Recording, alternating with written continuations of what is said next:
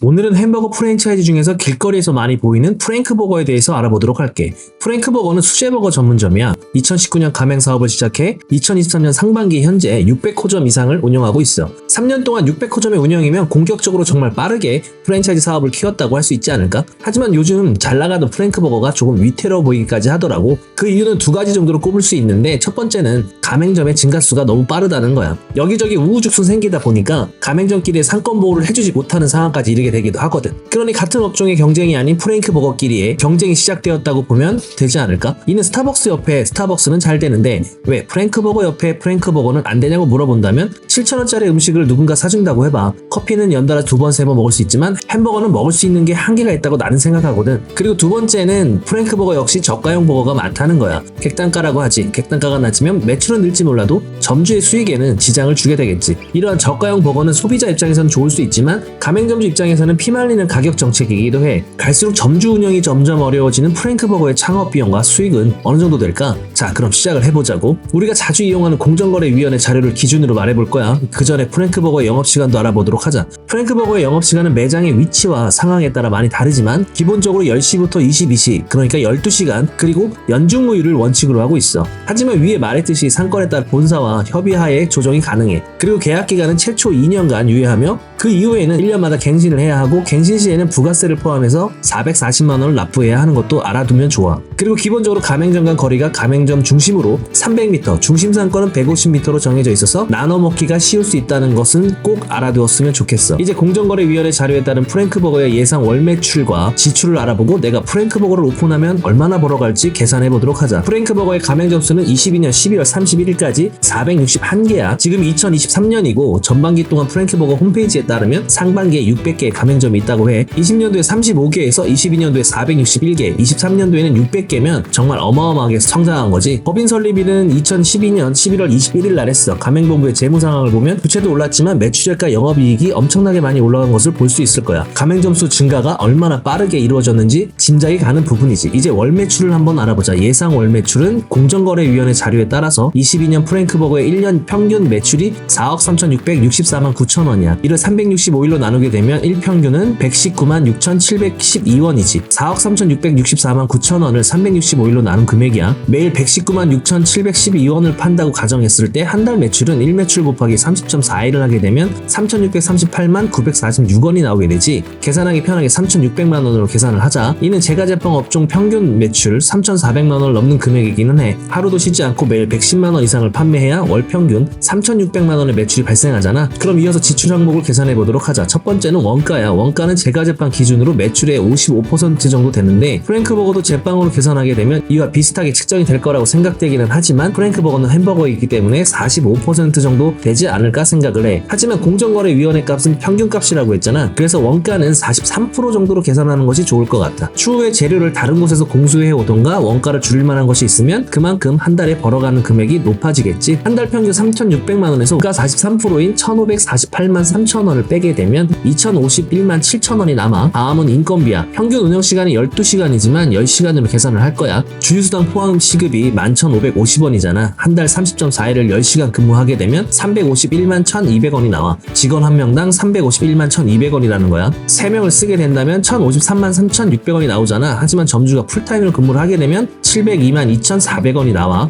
점주 풀타임 근무로 하고 직원을 2명으로 계산을 해보자. 아까 남은 금액이 2,051만 7천원이었잖아. 거기서 702만 2,400원을 빼면 1,349만 4,600원이 남게 되잖아. 이제 남은 건 쭈루룩 한번 보자. 다음은 임대료야. 프랭크버거의 경우에는 1층에 매장이 많이 있기 때문에 15평 이하 평균 임대료 150만 원으로 계산을 할 거야. 로열티는 총 매출의 2.2% 또는 3.3%가 있는데 아무래도 3.3%로 계산할게. 왜냐면 원가율을 낮췄으니까. 그렇게 되면 로열티는 118만 8천 원이 돼. 관리비는 전기요금, 수도요금, 가스요금, 건물관리비와 같이 점포를 운영하는 데 필요한 비용이 평균 매출의 3% 정도 되거든. 3,600만 원에 3% 그러면 108만 원이 나오게 돼. 요즘 프랭크버거는 배달 주문이 많은 것 같아. 15평 기준의 매장을 알아보고 있으니까 배달 매출을 50%로 계산을 해보자고. 배달이 늘게 되면 수수료가 늘게 되니까 혹시 양수양도를 원하게 된다면 배달 매출을 꼭 확인해보길 바랄게. 배민의 경우 깃발 하나에 8만 8천 원이지만 대략 용기나 수수료를 계산하면 18% 정도가 나오게 되더라고. 그럼 계산을 한번 해보자. 3,600만 원 곱하기 50% 곱하기 18%를 하게 되면 324만 원이 나와. 그럼 이제 지출을 한번 쭉 정리를 해보자고. 재료비 1,548만 3천 원, 인건비 인건비 702만 2,400원, 임대료 150만원, 로열티 118만 8천원, 관리비 108만원, 배달 수수료 324만원, 카드 수수료 39만 6천원, 총 2,990만 9,400원이 나오게 돼. 그렇게 되면 월 매출 3,600만원에서 2,990만 9,400원을 빼게 되면 609만 600원이 남게 되는 거야. 이는 업체 4대 보험이나 종소세와 부가세를 포함하진 금액이고, 매출이 높아져서 직원을 몇 명 더 고용하게 되면 비용은 더 올라가게 되겠지. 그리고 수익률을 따져보면 한 달에 609만 600원이 남기 때문에 약 20.3%야. 한 달 609만 600원을 버는 프랭크버거의 창업비용은 얼마일까? 이게 제일 중요한 게 매달 벌어서 투자비를 회수하는 기간이라고 생각해야 하거든. 그래서 창업비용을 꼼꼼히 따져봐야 하는 거야. 그럼 프랭크버거의 창업비용은 얼마나 할까? 기본 비용은 가맹비, 교육비, 홍보비가 1,800만 원이 들게 되고, 시설 비용으로는 인테리어, 주방, 키오스크, DID가 5,580만 원이 들게 되더라고. 그래서 7,380만 원이 들게 되는데 여기에는 부가세가 포함되어 있지가 않아. 그리고 간판과 의자, 탁자 비용, 메인보드 비용, 상가 구입비 또는 임대 비용, 철거, 정기 증설, 지방 경비 등을 포함되어 있지가 않아서 임대 비용을 합치게 되면 1억 원에서 많게는 1억 3천만 원 이상도 나올 수 있는 부분이니까 잘 생각하고 가맹사업 상담을 할 때 추가로 할인이나 프로모션이 없는지 물어보는 것도 좋을 것 같지. 항상 말을 하는 거는 이건 평균을 말하고 있는 거고, 점주의 능력이나 위치에 따라서 매출을 많이 올릴 수 있는 게 장사잖아. 홈페이지에 들어가게 되면 한 달 매출이 1억 2천을 넘는 매장도 있고 일매출이 많은 매장도 있어. 이러한 부분도 생각을 꼭 해봐. 하지만 대부분 평범한 사람들이 창업을 하게 된다는 생각에서